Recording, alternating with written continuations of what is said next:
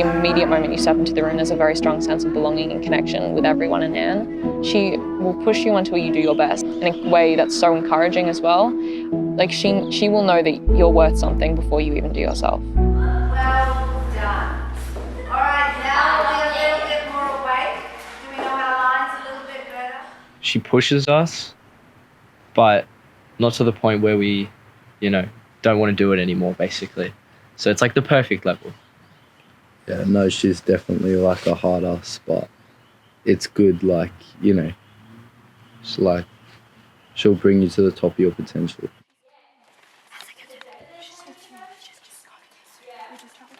But she's very good at getting people to go along with her process, because Anne does have this, this endearing kind of, she's so, babe, I'm with you. Come on this journey with me. It's going to be amazing. And before you know it, there you are. You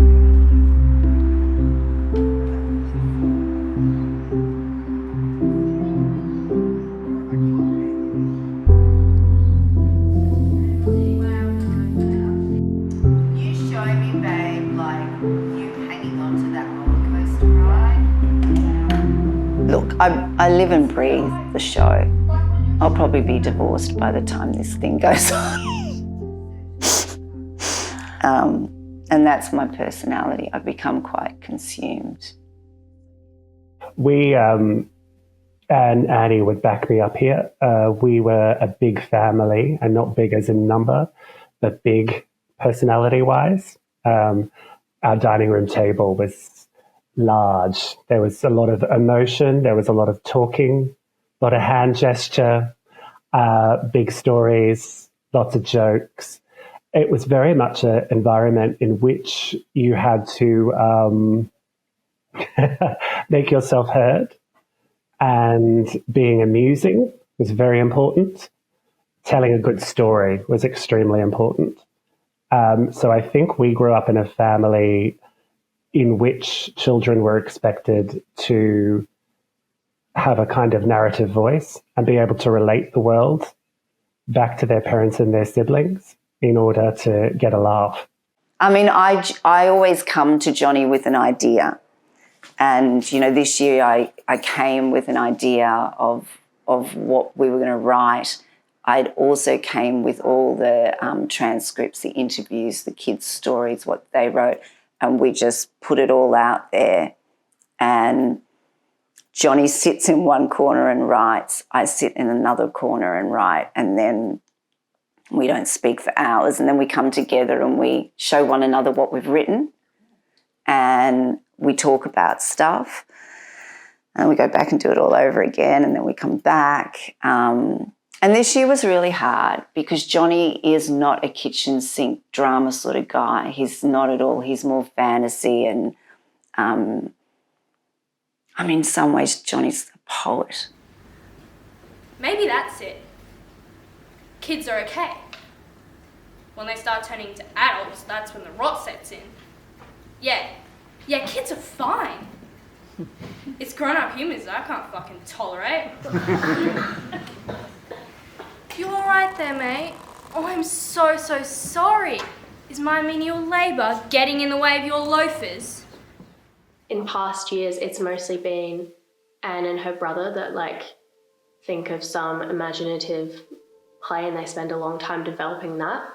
But this one she wanted it to be more with us involved in kind of developing it.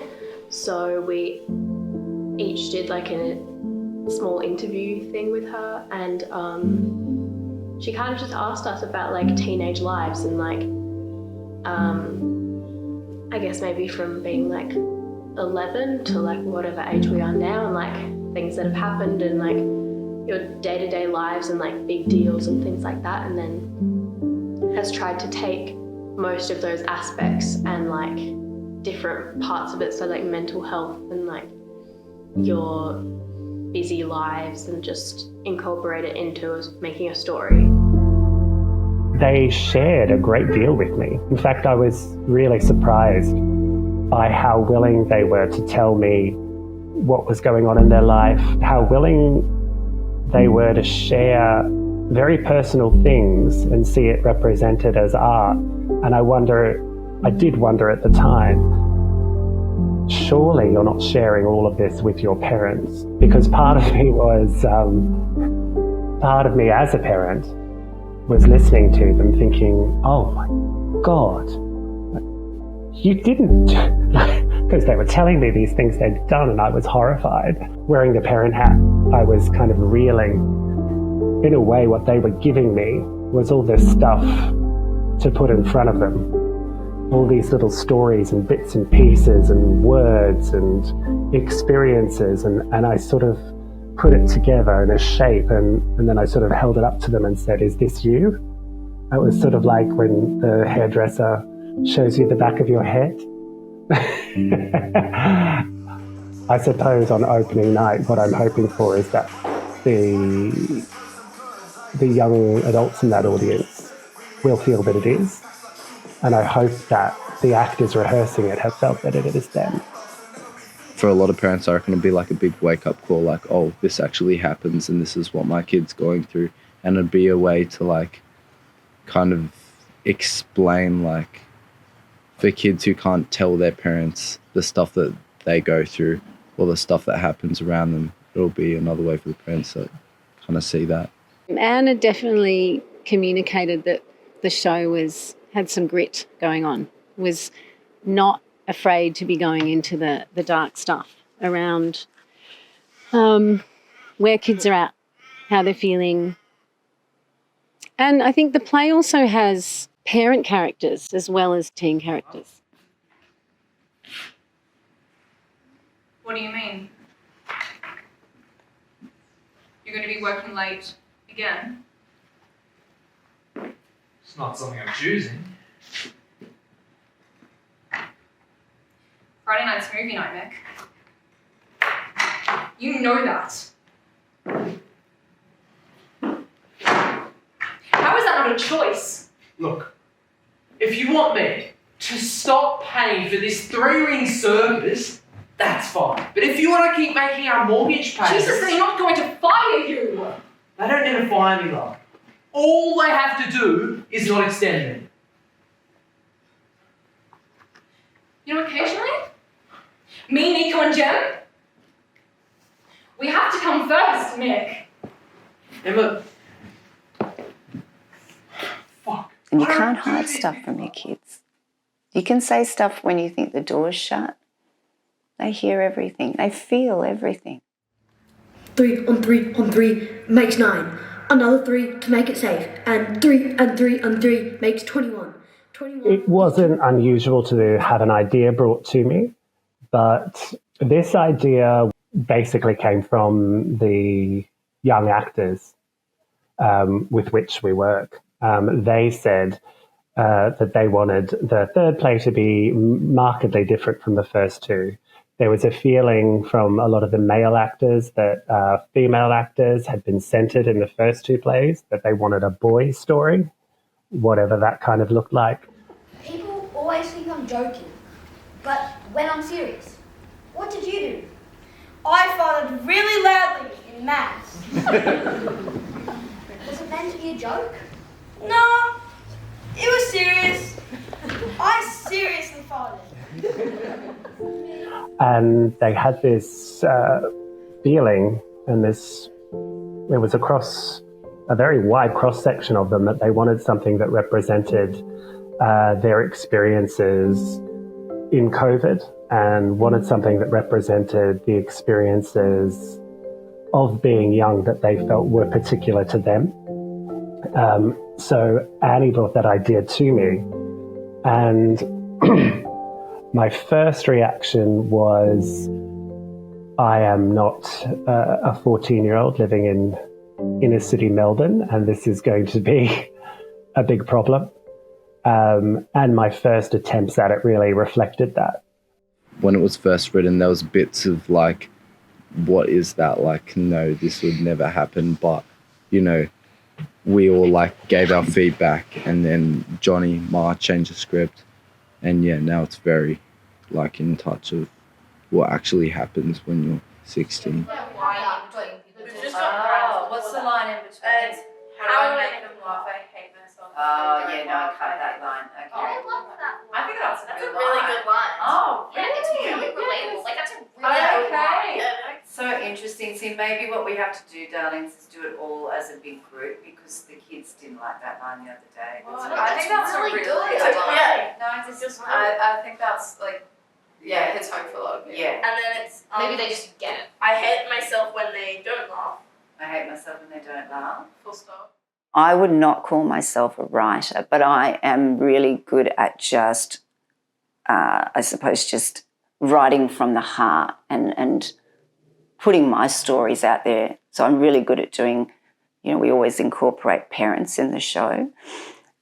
So what you'll see is parts of me up there and parts of a lot of my friends up there as well. Jesus Christ, Nick, she is 14. She can have a conversation about vaginas. Everyone, please stop saying the word vagina. Oh, you just said it! I think it's really important for girls to name and celebrate themselves. I think I was really alienated from my genitals when I was going through puberty. Holy shit! Jen! Staple draws, Nick. Horses.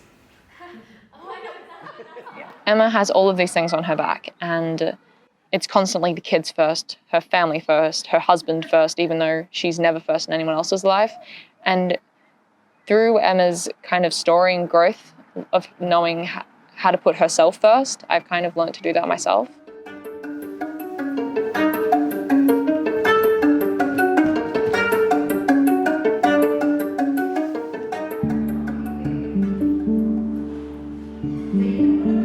Especially because I was coming in later on, I mean, it's probably the way I work too. I sort of thought I needed to have something prepared. And especially because it was dance-based and we didn't have a lot of time. And so then you go in with it prepared and you work on it together as a group.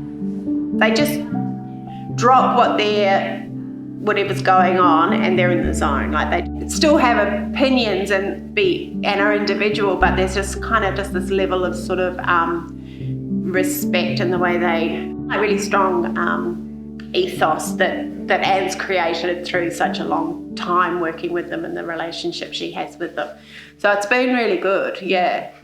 When the kids get cast, and we've always done that, they have to actually audition in front of a panel, and we do that for a few reasons. My sons are in the show, so it has to look like we're being really fair, and I don't sit on the panel. It's also, I think, a really good experience for kids to just get up and learn how to audition. I was on one of the audition panels she had. We saw, and lots of kids from her regular classes come along and audition for parts. At that point, I had very little understanding of the play itself.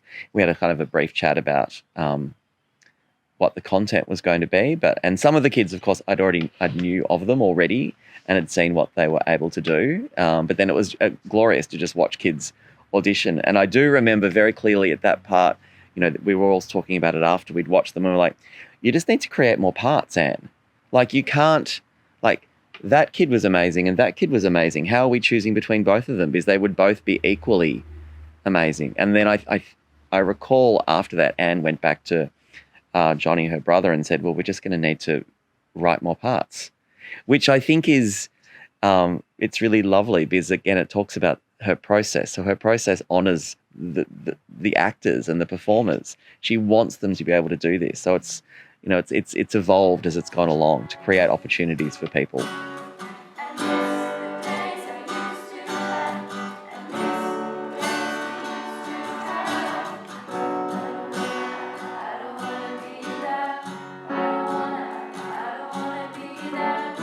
The chorus line is, "These are not the best years of our lives. I miss the days I used to have." So that can be a kind of sentiment from the kids as well as, as an adult, as a parent. So there's lots of crossover kind of feelings going on about this sort of messy time that parenting can be and the messy time that growing up can be, and all the kind of, the fragility in that and the difficulties, but then the last line of the song, there's an outro which is, but the sun keeps coming up and healing's like a roller coaster, which I kind of love that there's poignant sort of dark stuff in the song, but then we end with this hope, which I think's really feels good.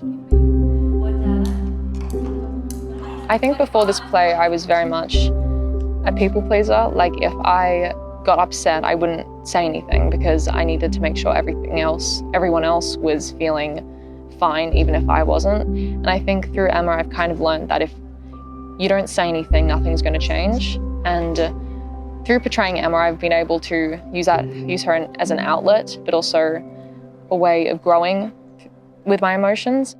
If you were looking at drama therapy, you would say, wow, the therapeutic benefit for them is that they get to empathise for their parents, or they get to feel what it's like to be a grown-up, and they have a moment of realising it's really fucking hard. Yeah. Obviously, you might fall off a bike or something, but that's healthy, right? Yeah, that builds resilience. But you'll always be supervised when you ride. I mean, darling, eventually you might have to ride by yourself. To school, I guess. Through the Melbourne traffic. By yourself! Well, we can move to the country. Yeah, avoid all those cars.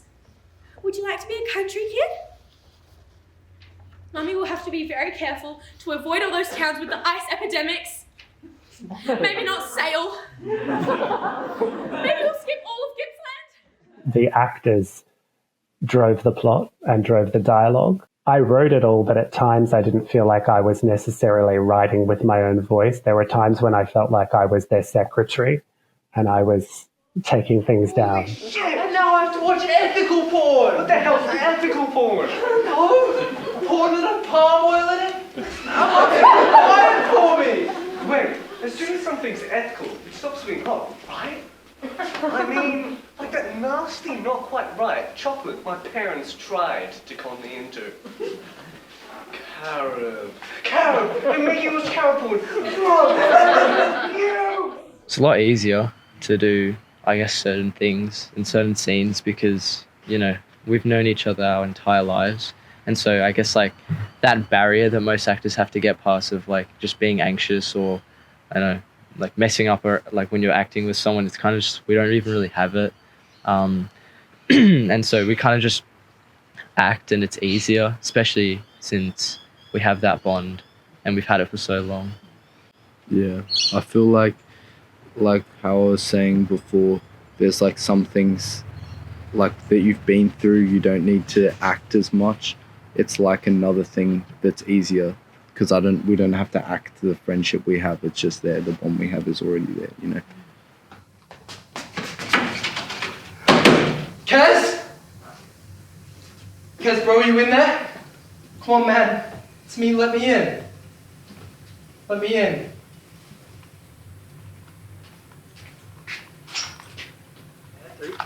Three. That's This 21. is stupid! 21 makes 3. Stupid. Stupid. Count, recount, miscount. Oh, you have to start over. What have I done, Kaz? Kaz, bro, it's okay, yeah? I promise you it's alright. Come on, man. Please let me in.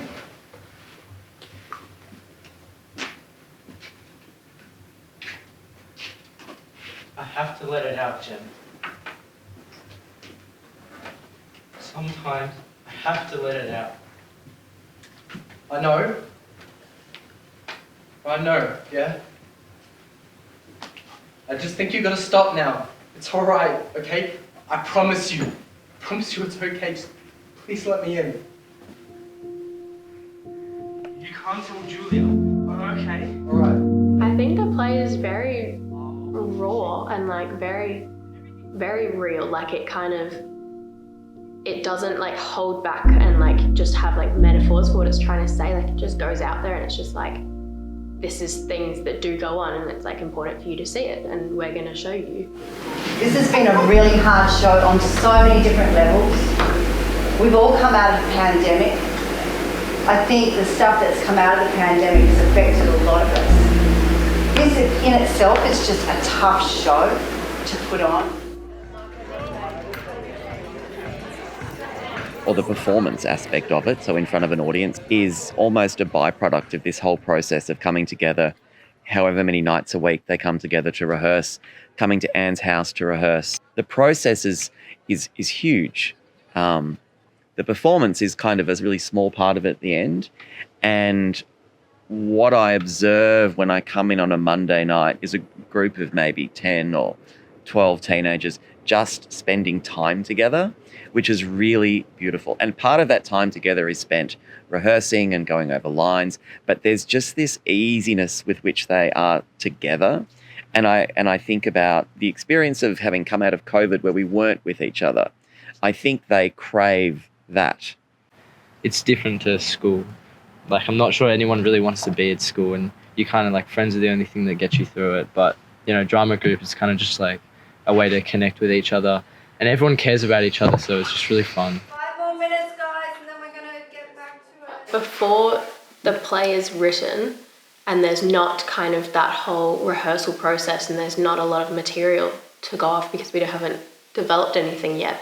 A lot of the time when we were all just feeling like really flat, we just needed like some space to talk and stuff. We could just kind of see that with everyone. We just like made it like a group therapy session, just like talked with each other. And that's also really nice even before you're like working on a full project, just because that's also being able to then connect with each other so that when you are developing something big and sometimes very difficult, like you're close and you can talk with each other, and that's really good. We all have our own story. And so when the kids come to drama, it's about instilling in them the confidence to tell their story. And then I suppose when they're given a story to play with, I often talk about, you know, acting is about listening and reacting and being in the moment as much as you can be when you've learnt the lines a million times and you have to get up and pretend that it's the first time you've ever spoken them. I thought what you were doing in classes. To stereotype, see how they react when you go. I couldn't do any of this if I didn't have the support and belief of all these other people that helped me. No one gets paid. We have no money. Can you find a way to sit down on where you're almost, can you actually make yourself a little bit... Anne creates a space where people are able to explore their emotions and is asking them to tap into, well, what makes you sad, or what is going to make you feel this way, but in such a safe space. Not every teenager has that opportunity. I would probably say most don't. When I first began drama, I wasn't shy, but I also wasn't confident in my own skin. So being able to step into other roles as an outlet for my own stories it's completely changed everything.